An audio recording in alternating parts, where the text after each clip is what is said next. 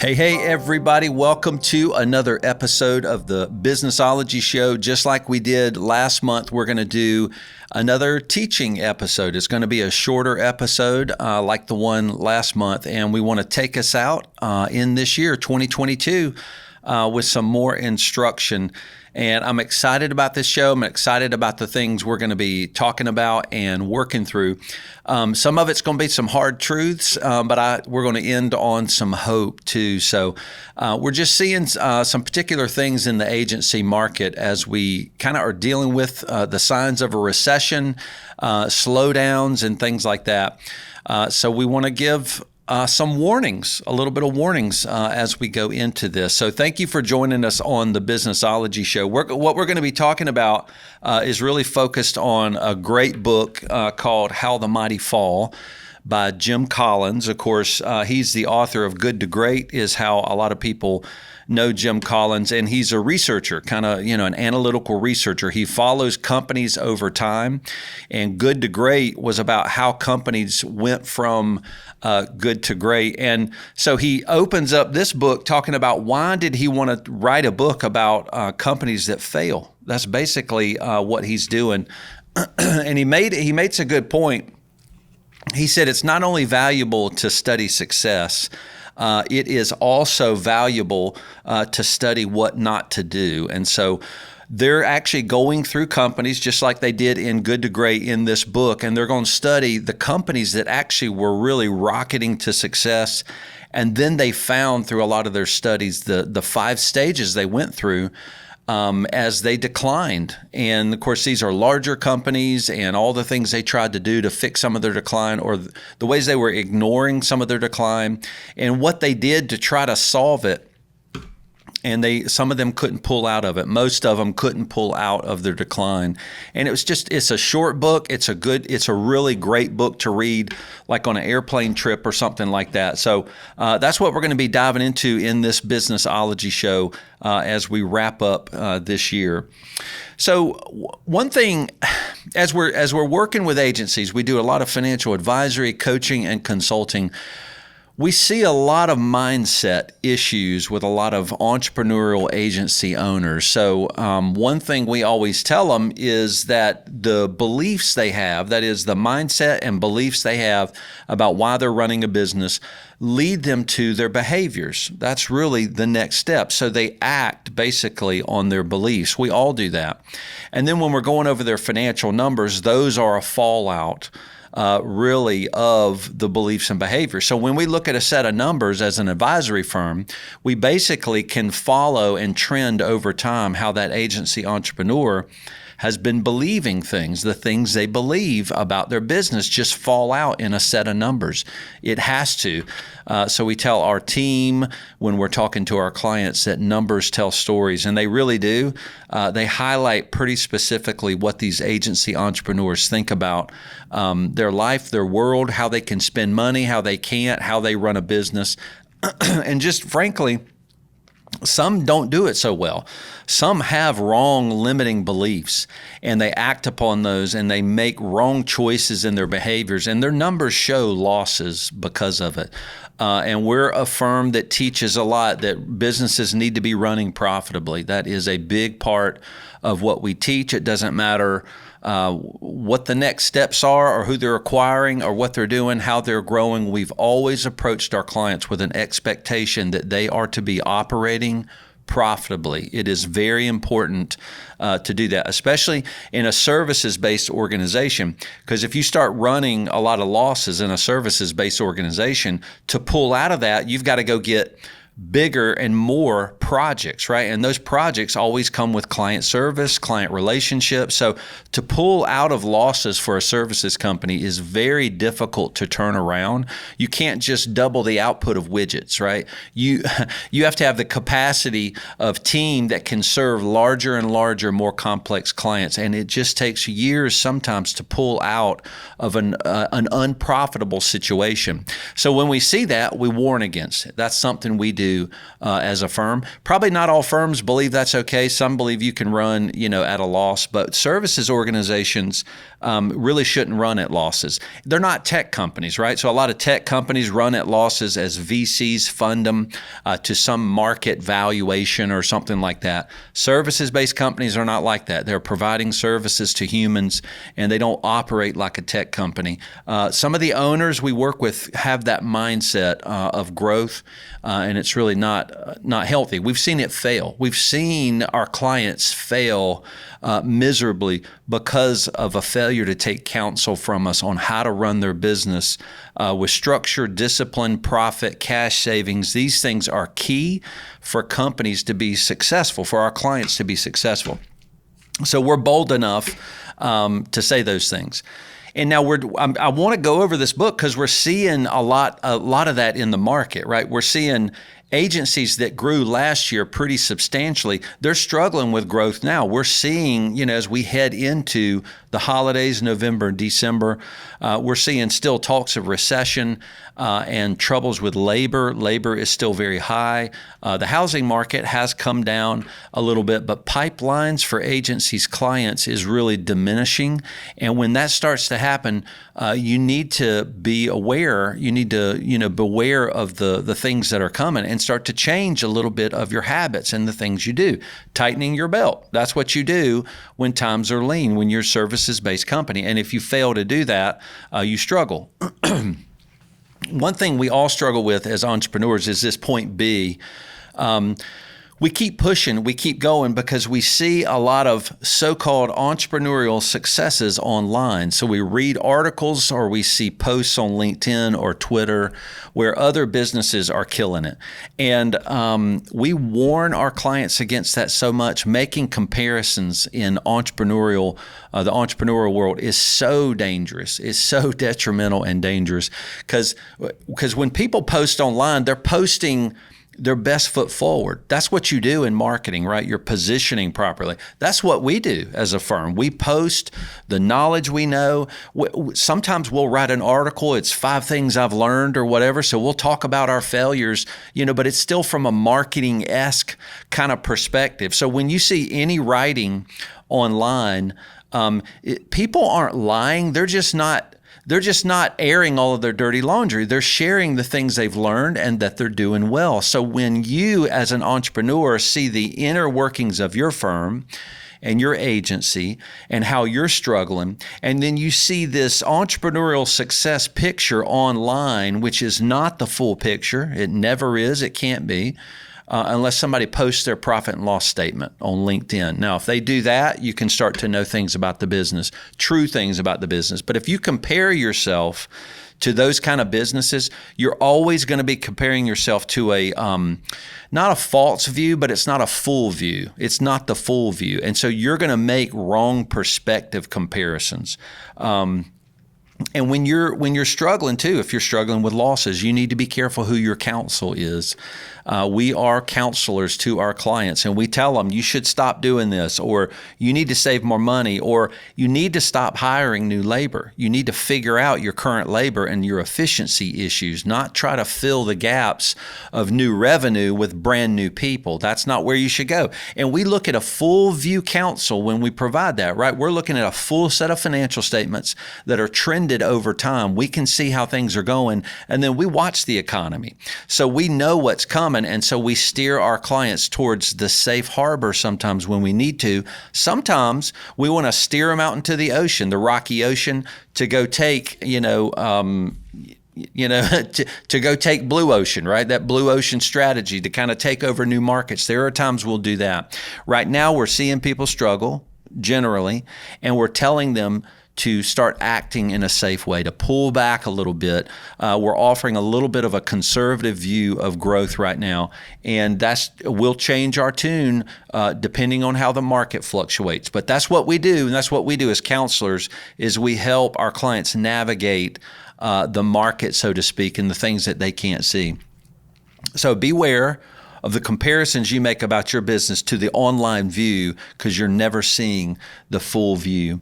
And then one point Jim Collins makes in his book, he says every institution is vulnerable, excuse me, no matter how great they are.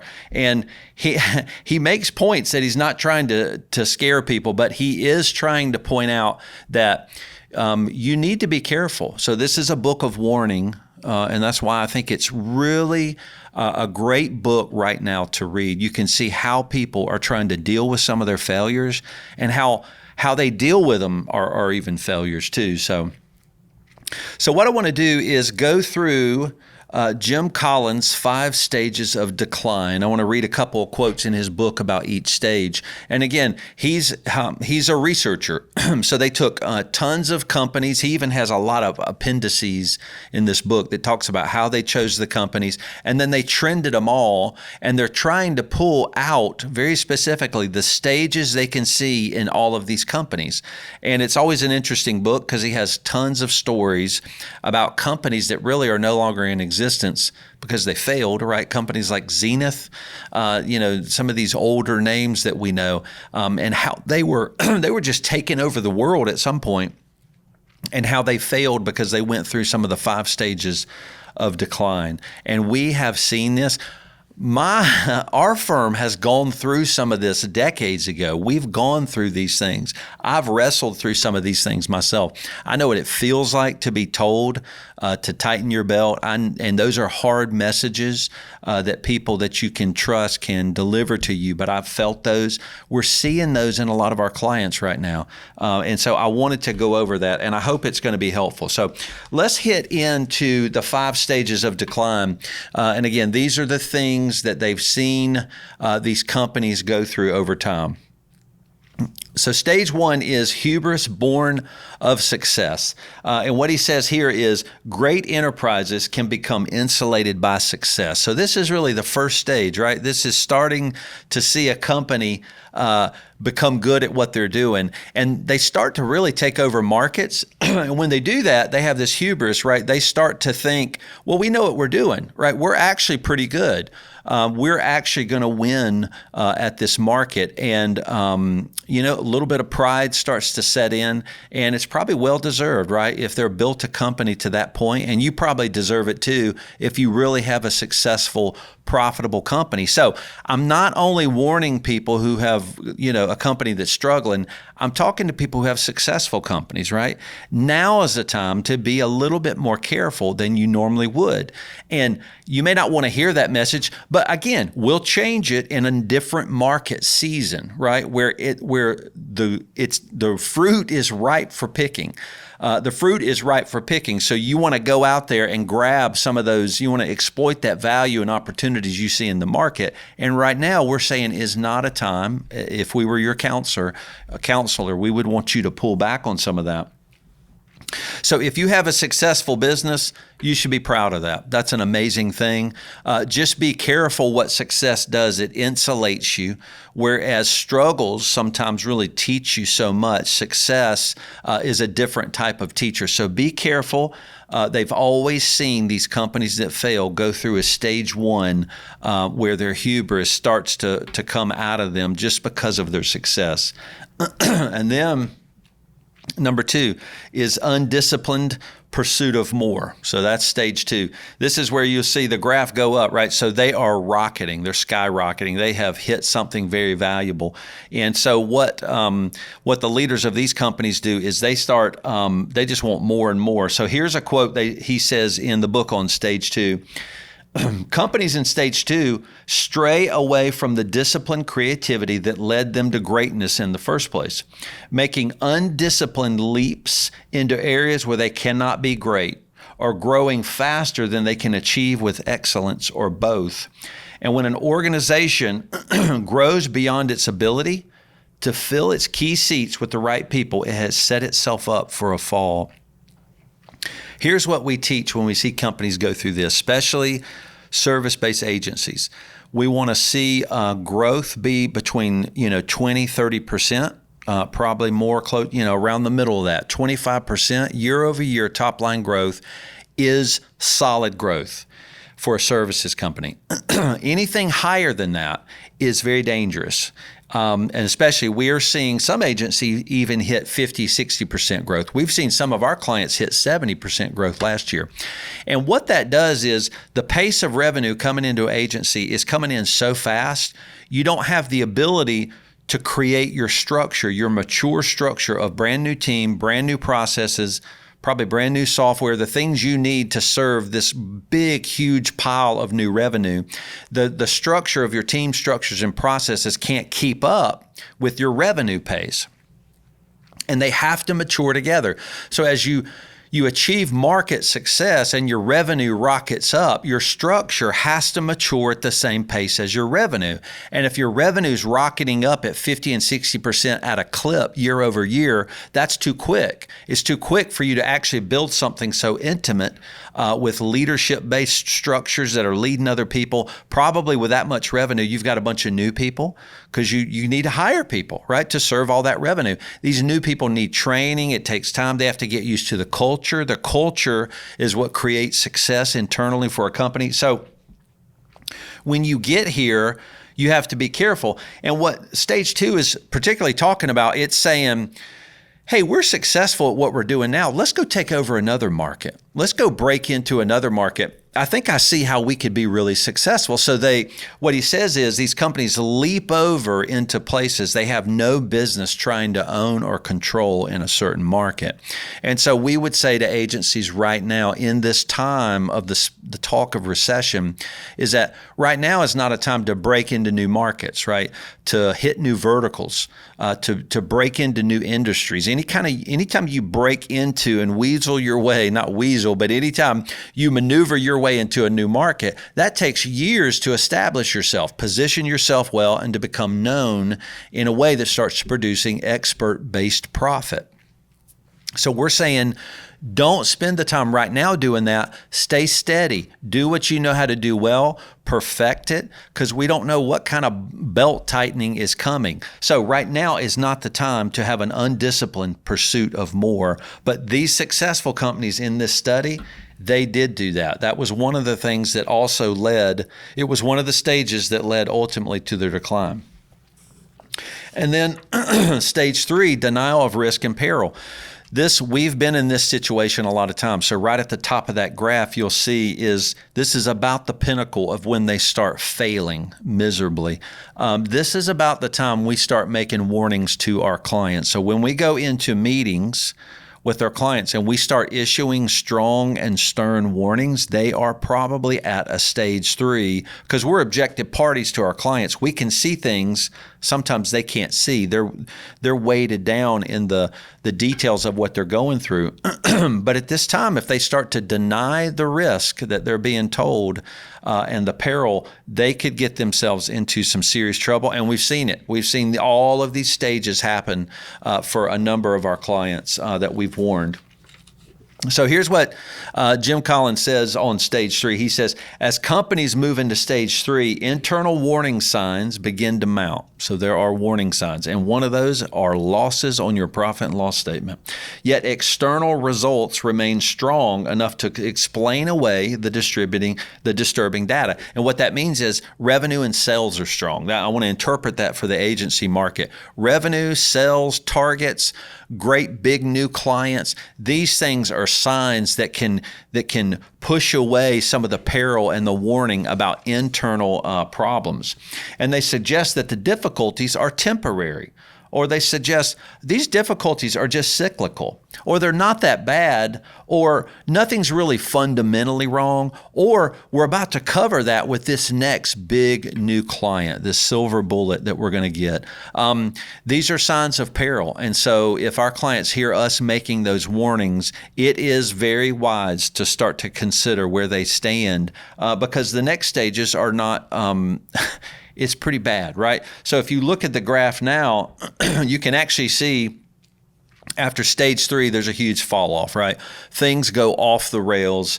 The wheels come off the bus. So the next stage, when people have gone specifically through the first 3, is stage 4 is grasping for salvation. So now Jim Collins starts to make the point that it's a little bit too late now. Now, he does say it is very rare, but there are companies who have gone into stage 4 and they've pulled out. And it's taken them years to pull out and get back their market standing and profitability. But they were able to pull out, and it comes with a lot of belt tightening. It comes with a lot of hard changes that a lot of people don't want to make.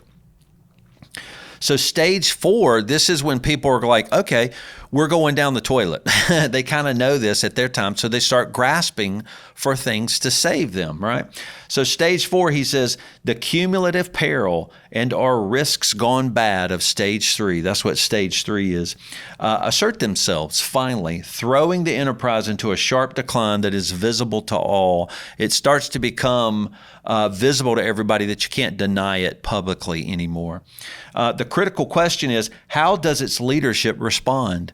So in stage 4, you can pull out of a stage 4, but the leadership specifically has to do drastic things to turn a company around at that point. And most do not do it. Most will not. Most will not hear it. Stage 3 is when they have their ears closed. Stage 4 is where they're trying to grasp for their own salvation. He says by lurching for a quick salvation, or by getting back to the disciplines that brought about greatness in the first place. So I didn't read that well, but that's a question he's asking. So he says the critical question is, how does the leadership respond? Is it by lurching for quick salvation, right?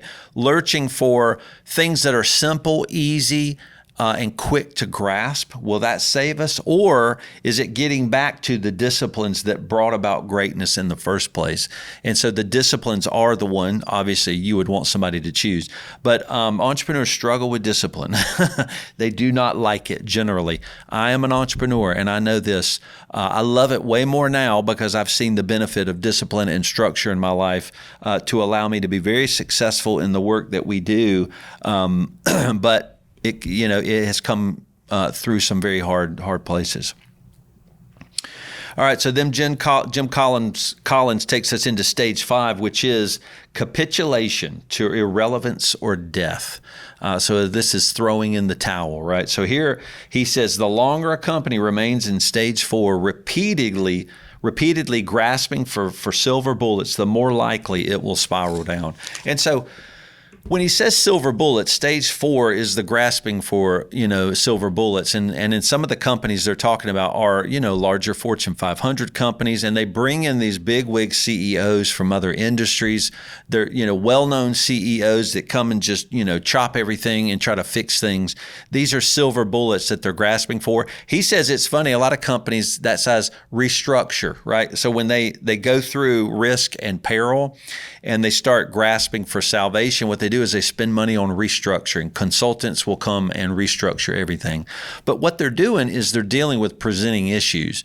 They're not dealing with the beliefs, right? We talk about financials are the outworking of the beliefs of the owners, which the behaviors come from those beliefs.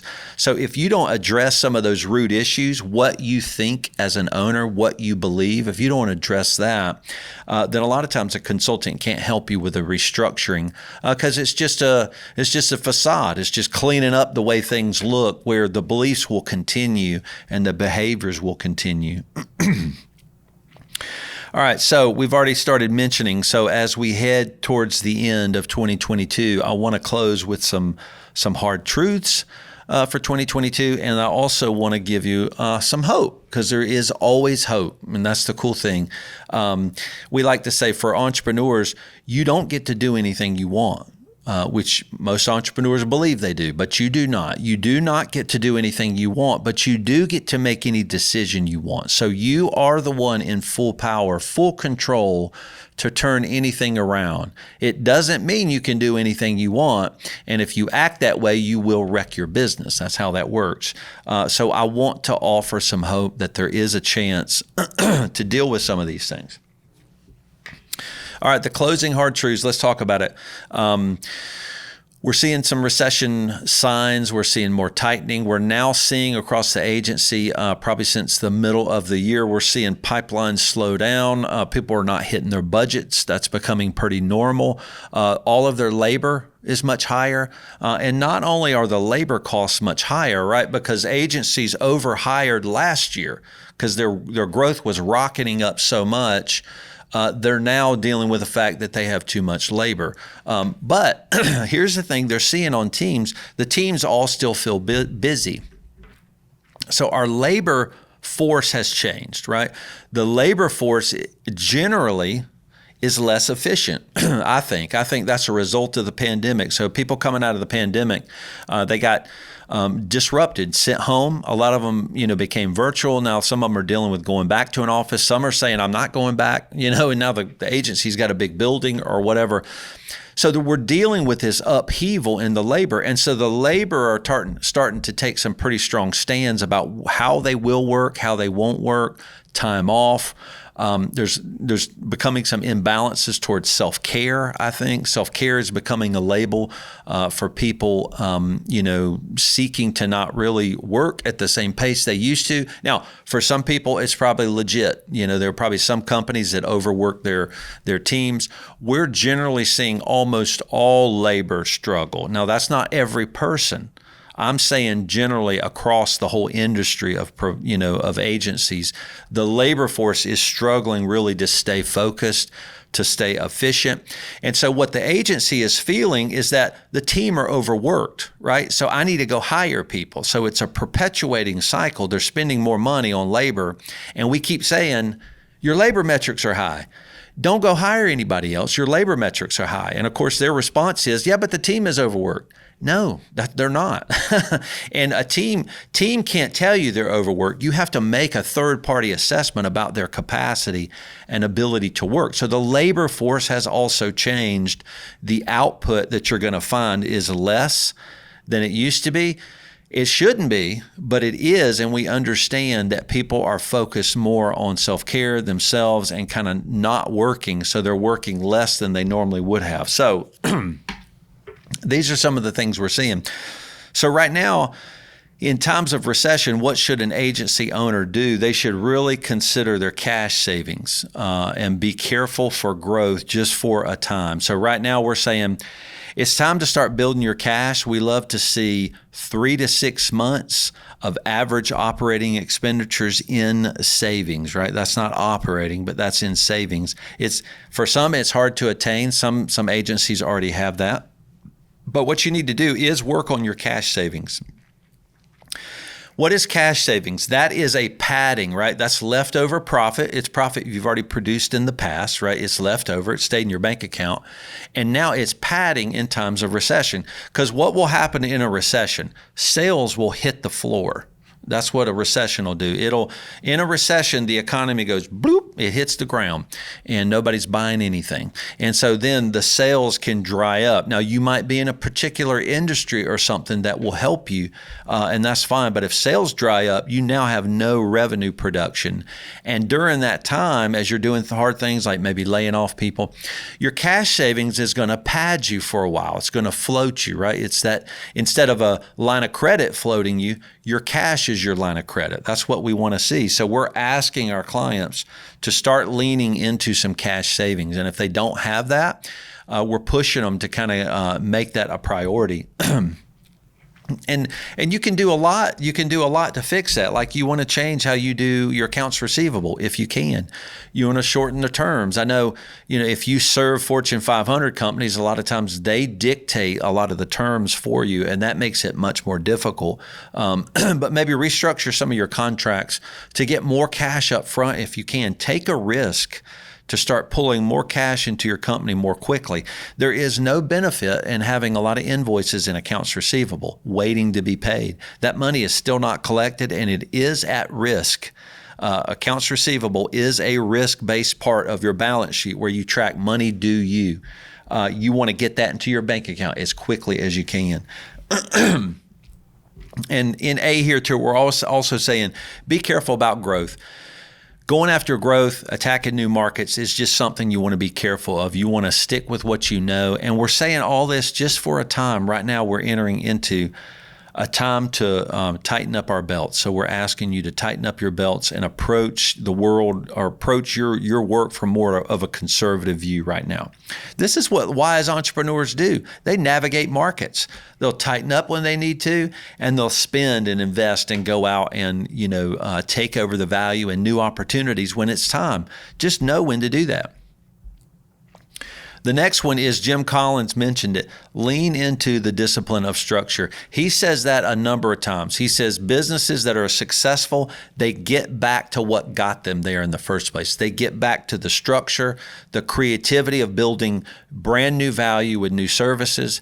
They tighten up their labor force. They really start to build a strong culture where you and the team member can enter into an employment of accountability. Accountability is a huge part of protecting the capacity that may be leaking out of your team.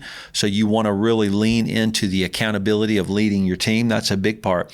So disciplines of structure is, we should see a reasonable wage being paid to the agency owner. We don't want to fake a wage on a profit and loss so they can just, avoid some payroll taxes by taking additional money out through distributions. Taking money out through a shareholder distributions, that's designed to be taken out of profit that's left over after paying yourself a salary.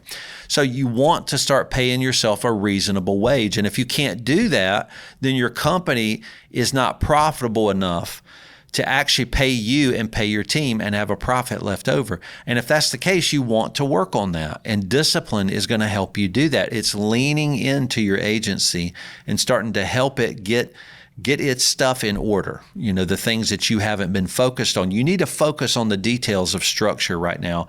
Your project management is what protects a lot of your capacity. The way your team works, the way they deliver. You want to hold them to higher levels of accountability. You want a lot of clarity on your team right now. You want everybody understanding their title and job description and what those mean, and you want them fulfilling their full job description. If there's parts of their job description they're not doing, you want to talk about that. Lean into having some of those difficult conversations. It will create a healthy company that can navigate through these difficult times. This next one, these hard truths that we're issuing, is we're saying, do not use your company as a personal piggy bank. Man, I've done this in the past, buying cars and refrigerators out of the business. That's crazy. But entrepreneurs do that stuff all the time. They always look at their company, right? They have a salary and they have their own personal expenses, but they look at that company as a way to get more personal, to beef up their lifestyle, their personal lifestyle. Where's that cash coming from? It's generally coming out of that company. High cost leases, paying for vacations. What we want to see in a time of decline or a potential recession is we want to see the personal lifestyle of the entrepreneur go down as well. And so if you've built your lifestyle up so big that it can't go down in a period of recession, you're in trouble. You're in trouble. If you've built your lifestyle through your agency in a way that if that money was cut off, your lifestyle would fail, then you are in a wrong situation. You can't protect yourself in a recession. Like if you have to tighten your belt in the agency and you can't pay yourself as much, and then you would lose your car or your house because of that, that is dangerous. You never want to get in that situation ever. You want your salary to fund your lifestyle, or whatever salaries you have coming into your home. You want those to fund your lifestyle. And I'm not trying to be a stick in the mud. I'm saying in times of growth, there's going to be extra profit. And we tell our clients to take, distributions. We're like, hey, you need to take $250,000 out of your business. That cash has been sitting there for months and months, and it's excess at this point. We want to see you pull that out and get that into your personal bank account. We give that counsel at times. We're not giving that counsel right now. We're saying build up your cash reserves.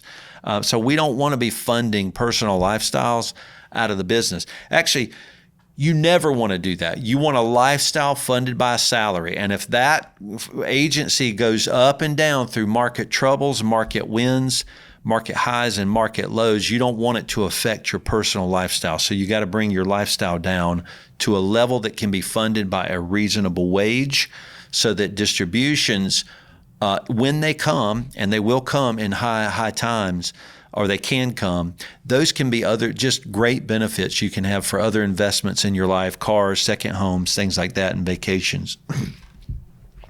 All right, other hard truths is for the entrepreneur, your addiction to freedom comes with a price. Freedom isn't free, as they say. So we have a lot of entrepreneurs. This is me. I'm about to describe myself a number of years ago. And the reasons we all become entrepreneurs, it's like, I want to do what I want. I want to do what I want to do. I want to build a business the way I want to build it, right? I want 100% complete freedom and autonomy. And that's great. You know, that kind of spirit is great to kind of break out and build your business. But over time, it doesn't work anymore.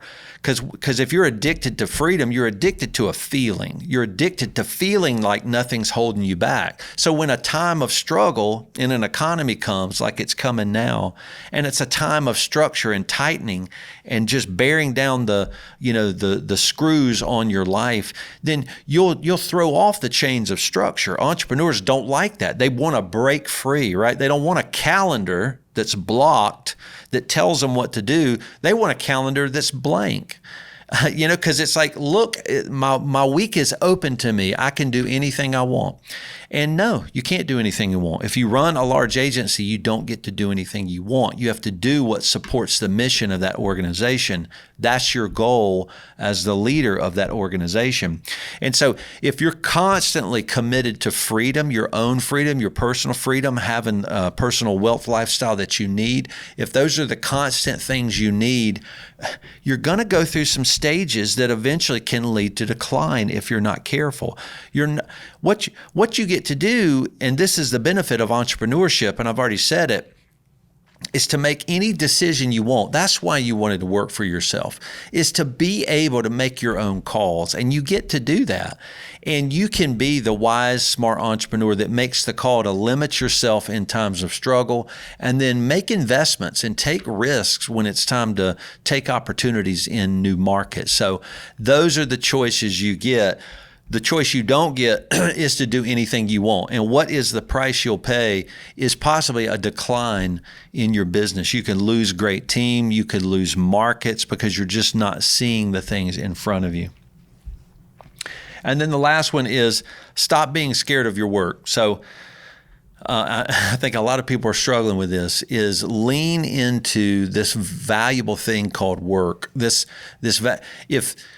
When we feel something called the rat race and we want to get out of the rat race, what we're really trying to get away from is the chaos of entrepreneurship. Entrepreneurship can be a very chaotic type business. It has been for me in the past. When I've added structure into my life, it is an extremely effective business model. I can accomplish almost anything I dream. Now, it doesn't mean I get to do anything I dream, because I can dream a lot of things, but then when I talk to my partner, we pick the dream that we can actually pull off, structure it into a calendar, and we actually do it. We pull off anything we set to do. We always accomplish it. Now, sometimes we're setting small things. We're setting small programs, we're setting, I'm going to do, 12 blog posts this year, long form blog posts instead of 8. Any kind of strategic initiative we have, we can set to. It's because of the structure that allows us to do it. So, but you're going to have to lean into your work. Your work is valuable. I'm not saying work more. I'm not saying that. I'm saying if you're an entrepreneur, it is rare that entrepreneurs work 40 hours a week. So I think you probably should shed that view. That's an incorrect view. It's just not what you've signed up for as an entrepreneur. An employee can sign up for 40 hours a week. Actually, that's all they need to work. That's all the contract requires. Entrepreneurs don't have a contract with themselves of how much they're going to work.